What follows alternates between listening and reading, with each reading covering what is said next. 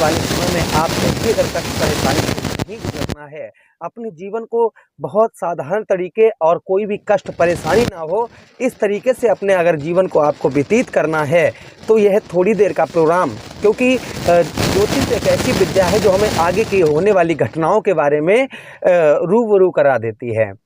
आज हम बात करने वाले हैं एक ऐसे प्लेनेट की जो शुभ फल कम देता है और अशुभ फल ज़्यादा देता है, अर्थात राहु देव के बारे में। राहु आपके कहाँ पर बैठे हैं? उस भाव पर बैठे हुए हैं जो आपका कर्म क्षेत्र है, आपका व्यवसाय है, आपका कैरियर है, आपका व्यापार है। उस भाव पर राहु महाराज का पहरा है। अब ये पहरा कब लगेगा? ध्यान से सुनिएगा। ये पहरा आपका लगा हुआ है 30 अक्टूबर 2023 से लेकर और अभी जो ये महीना चल रहा है, इस महीने से और जून 2025 तक आपके दशम भाव पर ही रहेंगे। आपके व्यवसाय भाव, आपके कैरियर भाव, आपके मान सम्मान के भाव पर बैठे हुए हैं, जो आपको आपके कदमों को आगे नहीं बढ़ाने दे रहे हैं। देखिए, राहु क्या है? राहु एक माया है, एक छलिया ग्रह है, छाया ग्रह है। ये हमारे कहाँ पर अटैक करते हैं? हमारे माइंड पर अटैक करते हैं। हम अपनी बुद्धि से कार्य तो अच्छे करते हैं, किंतु उनमें हमें सफलता नहीं प्रदान होती है। उसका कारण क्या है? उसका कारण राहु देव महाराज हैं। ऐसा नहीं कि ये हमेशा अशुभ फल ही देते हैं, यह शुभ फल भी देते हैं। शुभ फल कम ना के बराबर होते हैं। तो चलिए, इनका आगे होने वाला जो प्रकोप, जिससे आप किस तरीके से बच सकते हैं। अभी तक इन्होंने, देखिए हम आपको लाइव बताते हैं कि अभी तक इन्होंने आपको क्या दिया होगा। पहली चीज, दसम भाव में राहु प्रतिभा का धनी, यानी अपनी इमेज को आगे बढ़ाने के लिए, अपने चेहरे के, अपनी छवि को आगे बढ़ाने के लिए आप इस समय पर संघर्ष पे संघर्ष, मेहनत पे मेहनत किए जा रहे होंगे अपने चेहरे को फेमस करने के लिए। अब चेहरे का मतलब चेहरा नहीं है, आपका व्यवसाय हो सकता है, आप जो भी कार्य कर रहे हैं उसमें बहुत ज्यादा लगन और आपका माइंड उस पर होगा, लेकिन सफलता नहीं प्रदान हो पा रही होगी। प्रतिभा का धनी, इंसान को प्रतिभा का धनी कहीं ना कहीं राहुदेव महाराज दसम भाव पर बनाते हैं। 30 अक्टूबर के बाद इस तरीके की संभावना आपकी बन रही होगी। प्रतिभा का धनी अर्थात आप अपने इमेज को आगे बढ़ाने के लिए जितना हो सकता है आपकी तरफ से उतना संघर्ष कर रहे होंगे, लेकिन सफलता प्रदान नहीं हो पा रही होगी। प्रथम चीज। दूसरी चीज क्या होती है दसम भाव पर? यह है आपके परिवार में जो आपकी फैमिली है, वह फैमिली में आप जो है कहीं ना कहीं इस समय पर आप फैमिली के लोगों, अपने परिवार के लोगों से कहीं ना कहीं अनबन के रास्ते पर होंगे। यानी परिवार में आपके अनबन, आप परिवार से संतोष, आपको संतोष नहीं मिल रहा होगा। परिवार से कहीं ना कहीं लड़ाई झगड़ा, या परिवार में आपका कलह, परिवार से आपको प्रेम की प्राप्ति नहीं हो पा रही होगी। जो प्रेम आपको परिवार में मिलना चाहिए, उस प्रेम की प्राप्ति नहीं हो पा रही होगी। दसम भाव पर आपके बैठे हुए हैं। अब ध्यान से सुनिएगा, आपके व्यवसाय, आप कोई भी बिजनेस व्यापार कर रहे होंगे जिसमें आपको सफलता नहीं प्रदान हो पा रही होगी। मेहनत तो कर रहे होंगे, किंतु आपको सफलता नहीं प्रदान हो रही है। कारण क्या? राहु। अब ध्यान से सुनिएगा, अब आपको करना क्या है, ये बात को ध्यान से सुनिए। बिजनेस व्यापार आप करते हैं, ग्रोथ नहीं हो पा रहा है। राहु आपको क्या करवाना चाह रहे हैं? आपको आगे नहीं बढ़ने देना चाह रहे हैं। आप इस समय पर अगर आपके व्यवसाय में कोई तरक्की नहीं हो पा रही है, आपका मान सम्मान नहीं हो रहा है, आर्थिक स्थिति खराब चल रही है, जैसे मान लेते हैं आपकी दुकान या आपका बिजनेस व्यापार आप खोले हुए हैं, नहीं चल रहा है, तो आप जगह का परिवर्तन करके देख लीजिए। आप उस पॉइंट को पकड़िए, उस नस को पकड़िए जो आपका, जहां पर कार्य अटक रहा है। समझ रहे हैं हमारी बात को? जैसे हम अपने जंगल में जाकर रोड पर कहाँ कोई दुकान ना हो, वहाँ मोबाइल शॉप खोल लें, तो वहाँ कौन खरीदेगा? कोई नहीं खरीदेगा। हमारा तो वहीं पर अब व्यवसाय चलेगा जहाँ पर उसकी मार्केटिंग होगी। तो आप इस तरीके का अपना दिमाग लगाइए कि आपके व्यवसाय में क्यों नहीं ग्रोथ हो पा रहा है। मेन कारण राहु महाराज आपको आपकी बुद्धि पर अटैक किए हैं, इसलिए थोड़ा सा आपको अपनी ओर से ध्यान लगाना है। आप बैठे हैं, आज होगा, कल सही होगा, परसों सही होगा। सही आपका तभी होगा जब आप अपने उसमें चेंजेस कुछ करेंगे। प्रथम चीज यहाँ पर ये जान लीजिएगा। फिलहाल में इनकी डिग्री कम हो रही है। आगे जो आने वाले महीने हैं, अर्थात जून, जुलाई, अगस्त, सितंबर, अक्टूबर, नवंबर, दिसंबर, जनवरी, फरवरी, मार्च, अप्रैल, मई, इन महीनों में इनकी डिग्रियां, हर महीने डिग्रियां इनकी परिवर्तन होंगी। और डिग्रियां परिवर्तन होंगी तो हर महीने आपके व्यवसाय में भी ये ग्रोथ लेकर आएंगे।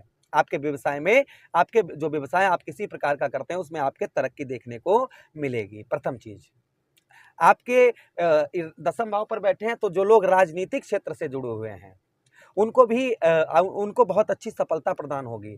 आर्थिक स्थिति जो आगे आने वाले महीनों में आर्थिक स्थिति जो है वह मजबूत होगी। अब ध्यान से सुनिएगा, राहु महाराज के पास दृष्टियां भी हैं। कितनी?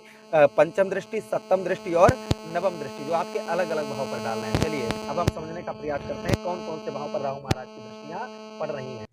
पहली दृष्टि राहु महाराज की आपके कहां पर पड़ रही है? ध्यान से देखिएगा। पहली दृष्टि आपके एक, देखिए कहां पर बैठे, 1 2 3 4 5। पहली दृष्टि आपके कहां पर जा रही है राहु देव महाराज की? आपके ठीक धन भाव पर। अब आपका धन तो पैदा होता होगा, पैसा तो पैदा होता होगा, क्योंकि आपके दशम भाव पर बैठे हुए हैं, लेकिन आपका रुकता नहीं होगा। आपका धन जो है आपके पास में किसी भी प्रकार, कितनी भी आप मेहनत कर लें, कुछ भी कर लें, पैसा कितना भी आए, आपका नई नई चीज़ें खरीदने में मन लगता होगा। ये खरीद लें, हम वो खरीद लें, हम ऐसा कर लें, हम वैसा कर लें, इन चीज़ों में आपका मन लगता होगा, माइंड आपका उधर, क्योंकि आपके माइंड पर बैठे हुए हैं। तो यहाँ पर आपको क्या करना है? धन की बचत करनी है। ये आपसे धन खर्च करवा रहे हैं, आप समझ रहे हैं हमारी बात को? ये आपके दृष्टि डाल रहे हैं धन भाव पर, तो आपके धन को खर्च करवा रहे हैं। इसलिए जितना हो सके उतना धन कम खर्च करिए। जहाँ पर 10 रुपए का कार्य है वहाँ पर 2 रुपए का करिए, बाकी इन्वेस्ट करिए, जमा करिए अपना, आपके आगे कार्य में आएगा। आपको ये अनावश्यक खर्च करवाएंगे, यानी कि कहीं नहीं तो मन, आपको घर बैठे आपका मन नहीं लगेगा, चलिए यहाँ घूम आते हैं, वहाँ घूम आते हैं। अब जहाँ जाएंगे घूमने पैसा तो खर्च होगा ही होगा, फ्री तो आप जाएंगे नहीं। तो आपका धन इस तरीके से कहीं ना कहीं ये खर्च करवाते हैं। तो आप अपने धन को रोक रखिएगा, और यही करवा भी रहे होंगे आपसे। परिवार में ग्रह कलेश दे रहे होंगे, आपकी वाणी, आप किसी से कितना भी अच्छा बोलें या कुछ भी कहें, सामने वाले को बात आपकी अच्छी नहीं लग रही होगी। आगे आने वाले समय में देखिए आप कम बोलिएगा। पहली चीज़ आप कम बोलिए, कहीं आपको बोलने की आवश्यकता है तो जितना हो सके उतना आप कम बोलिए। प्रथम चीज़, आगे आने वाले समय में धन की बचत भी करवाएंगे, धन भी आपका पैदा करवाएंगे, और साथ ही साथ में परिवार में ग्रह कलेश को आपके दूर करेंगे, जो आपके आगे समय आ रहा है। अब ध्यान से सुनिए, अगली दृष्टि कहाँ पर पड़ रही है? अगली दृष्टि आपके ठीक आपके चतुर्थ भाव पर पड़ रही है। अब चतुर्थ भाव पर इनका प्रभाव क्या है? चतुर्थ भाव पर इनका प्रभाव है, व्यक्ति झूठ बोलता है। आप नोटिस कर रहे होंगे कि आप ना चाहते हुए भी आपको झूठ बोलना पड़ता होगा। आप नहीं चाह रहे हैं अंदर से कि हम झूठ बोलें, लेकिन आप मजबूरी या कोई समस्या के कारण आपको झूठ बोलना पड़ता होगा। ये आपके चतुर्थ भाव पर दृष्टि डालना है, ये इसके कारण है। अच्छा, दूसरी चीज़ क्या है चतुर्थ भाव पर? यहाँ पर पेट संबंधी, आपके पेट संबंधी कोई रोग, कष्ट, परेशानी भी आपको परेशान कर रही होगी। वाहन या प्रॉपर्टी, मकान कुछ खरीदा होगा आपने, उसमें भी आपके विवाद या समस्याएं कहीं ना कहीं चल रही होंगी। ये भी कहीं ना किसकी वजह से? राहु महाराज की वजह से। उपाय भी आपको बताएंगे। अब देखिए आपको क्या करना है, ध्यान से सुनिएगा।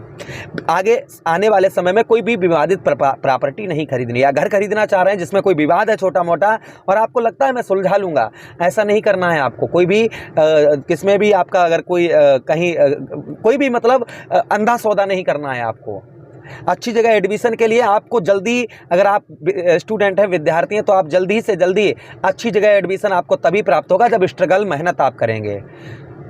चतुर्थ भाव किसका होता है? अच्छी जगह एडमिशन ओपन होता है, अच्छे स्कूल में शिक्षा, ये सब का होता है। इसलिए आपको पहले से ही आपको जगह देखनी है। अच्छा, उसी के साथ ही साथ आगे हम बात करते हैं। अगली दृष्टि राहु देव महाराज की आपके छठे भाव पर पड़ रही है। अब छठे भाव पर प्रभाव क्या है? यहाँ पर जो राहु महाराज क्या देते हैं, आपके शत्रु, जो आपके दुश्मन हैं, वह आप पर हावी हो रहे होंगे, उनकी विजय हो रही होगी, आपकी विजय नहीं हो पा रही होगी। भाइयों से आपके चचेरे ममेरे और भाइयों से अनबन हो रही होगी, और कहीं ना कहीं आपका कर्ज, जो आपका कर्जा है वह बढ़ रहा होगा। यानी कि आपका जो आपका कर्ज है आपके ऊपर, वह कहीं ना कहीं कम नहीं हो रहा होगा, बढ़ रहा होगा। आपको जब कर्ज कब लेते हैं मालूम है आपको? कर्ज हम उस समय पर लेते हैं जब हम हॉस्पिटल में भर्ती होते हैं, या हमारा कोई पेरेंट्स भर्ती है और हमारे पास पैसा नहीं है, उस समय पर कर्ज लेना चाहिए। हम कोई बिजनेस व्यापार खोल रहे हैं, हमें उसकी जानकारी नहीं है कि ये व्यवसाय कैसे चलेगा, क्या होगा, और हम उसमें कर्ज ले लेते हैं, जिसके कारण भी हमें क्योंकि हमें उस व्यवसाय के बारे में जानकारी नहीं, हम कोई दोस्त यार हमसे कहता है कि यह कर्ज ले लो, ये व्यवसाय अच्छा चलेगा आपका। अंत में क्या होता है कि वो हमारा व्यवसाय चलता ही नहीं है और हम पर कर्ज उल्टा और हो जाता है। तो ऐसा आपको नहीं करना है। आपको कोई कार्य अच्छी तरीके से आता है, जिसमें आप माहिर हैं, उसके मास्टर हैं, तभी आप वो करिएगा। चलिए अब हम बात करते हैं छठे भाव पर आपके दृष्टि जारी। आगे आने वाले समय में आपका कर्ज भी दूर होगा, और साथ ही साथ में रोग, ऋण, शत्रुओं से भी विजय आपको प्राप्त होगी। बस हम आपको सावधानी बता रहे हैं, क्या क्या सावधानी आपको बरतनी है, यही राहु महाराज आपसे करवाना चाहते हैं। आप ये जब नहीं करेंगे तो ये आपको सही फल देना शुरू कर देंगे। इसलिए इस चीज़ का आपको ध्यान रखना है। चलिए रेमेडीज उपाय की बात करते हैं। 1 लोटा जल प्रतिदिन आप भगवान शिव पर चढ़ाइए। रोजाना नॉनवेज, एल्कोहल, इन सब से आपको दूर रहना है। 1 लोटा जल आपको नियमानुसार आपको शिवलिंग पर श्रद्धा भाव से सुबह आप जो है 7 बजे से लेकर और 6 बजे के बीच में ये चढ़ा दें। आप जल्दी प्रातःकाल उठिएगा और भगवान के चरणों में ध्यान लगाइए, नैया आपकी उसी से पार होगी। एक धतूरे का फल या पुष्प ये शिवलिंग पर चढ़ाइए श्रद्धा भाव से और मेहनत करते रहिएगा। बिना मेहनत के फल नहीं प्राप्त होता है। मुझे आदेश दीजिए, किसी अन्य प्रोग्राम में पुनः भेंट करते हैं। तब तक आप लोग अपना ख्याल रखिए। प्रेम से बोलिए कृष्ण कन्हैया लाल की जय।